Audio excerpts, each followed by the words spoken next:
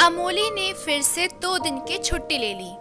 अपने पापा के साथ बैठक में गई। सोनू उसकी राह देखता हुआ पाठशाला के द्वार पर ठहरा हुआ है। क्या आज अमोली आएगी? अमोली तो तेरी जान है, तुझे पता होना चाहिए कि नहीं? परसों से परीक्षा शुरू होने वाली है, उसे ये बात पता होना जरूरी है। हाँ, उसे पता तो चलना चाहिए। आज आने वाली है। उसने कहा तो था कि वो 2 दिन में आ जाएगी। हाँ, लेकिन कल मैंने उसके पापा को यहीं पर देखा था। उसके पापा यहीं पर थे तो वह भी यहीं होनी चाहिए। ऐसे में उसने छुट्टी क्यों ले ली, यह मुझे समझ नहीं आ रहा। कुछ भी मत बोल। अमोली ने मुझे बैठक के बारे में ही बताया था। वैसे भी वह आज आने ही वाली है, उसी से तुम पूछ लेना।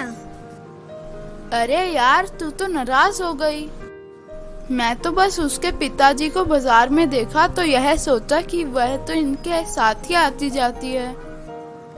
अब वह यहाँ थे तो फिर मैं डर गया कि कहीं उसकी तबीयत तो खराब नहीं हो गई।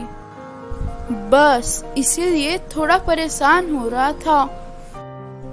खैर, मैं कक्षा में जा रहा हूँ, तुम भी चलो। नहीं, तुम जाओ, मैं उसी के साथ आऊंगी। कमाल है अमोली, अपने पापा जी के साथ नहीं गई तो फिर क्या सोनू का अंदाज़ा सही है? अगर अंदाज़ा सही होगा तो आज उसके पिताजी शायद ही उसे पाठशाला भेजेंगे। अरे अमोली तो आ गई। लगता है उसकी तबीयत तो ठीक है। वैसे बचपन की बातें निराली ही होती है। कल तक ये दोनों एक दूसरे से नाराजगी जता रही थी और आज कैसे बातें करती हुई कक्षा की ओर जा रही है। लो, अमोली आ गई। अब तुम अपने मन का वहम दूर कर लो। क्या तू ठीक है? तूने 2 दिन की छुट्टी क्यों ली? क्या कुछ भी पूछ रहा है? मुझे कभी कुछ हुआ है जो अब होगा? मैं एकदम ठीक हूँ और 100 बार बता चुकी हूँ कि पापा जी की बैठक होती है हर हफ्ते और हम सब घूमने जाते हैं। फिर भी वही सवाल, क्यों भाई, क्यों? कुछ भी मत बोल यार। मैंने कल तेरे पापा को अपनी आँखों से बाजार में देखा था। क्या उनके बिना ही बैठक चल रही थी?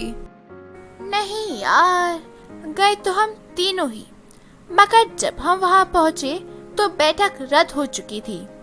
फिर से पिछली वाली जगह पर ही बैठक रखने का सोचा है। यानी परसों पिछली वाली जगह नहीं, कहीं और गए थे?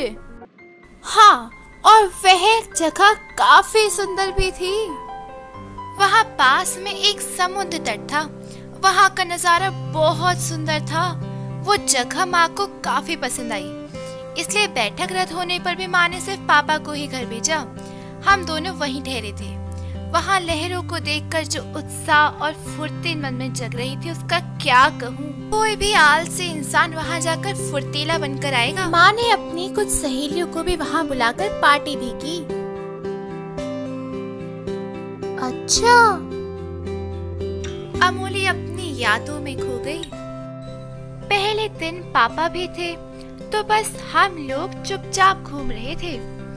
अगले दिन पापा यहाँ आ गए और माँ अपने पार्टी की तैयारियों में लग गई, इसलिए मैं वहाँ से निकलकर समुद्र तट की ओर चल पड़ी। सुबह की ताज़ी हवा तो वैसे ही पावन होती है, मगर समुद्र तट के पास जब मैं टहलने लगी तो हवा का आनंद का स्तर कुछ और ही था। वहाँ के नारियल के पेड़ काफी लंबे लंबे थे। सूरज ज्यादा निकले तो मैं बता नहीं सकती कि वो नजारा कितना खूबसूरत था। मैं तो देखते ही रह गई। पूरे दिन में वहाँ बहुत सारे लोग आए थे। कुछ लोग वहाँ खेल भी रहे थे। जब वे मुझे अकेले बैठे हुए देखे तो मुझे भी बुलाने लगे उनके साथ खेलने के लिए।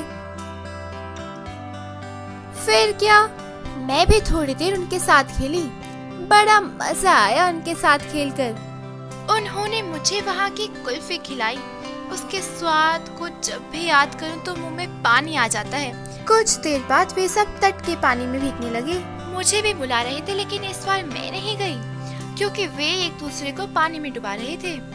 कुछ आधे दिन की मस्ती करके वे चले गए और फिर मैं पानी के पास जाकर खेलने लगी। पता नहीं कब शाम हो गई और माँ आ गई मुझे बुलाने।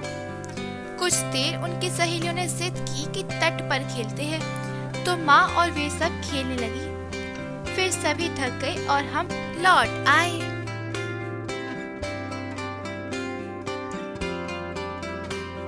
वाह मोली, तुम तो खूब मस्ती करती हो यार। तुम बड़ी किस्मत वाली हो।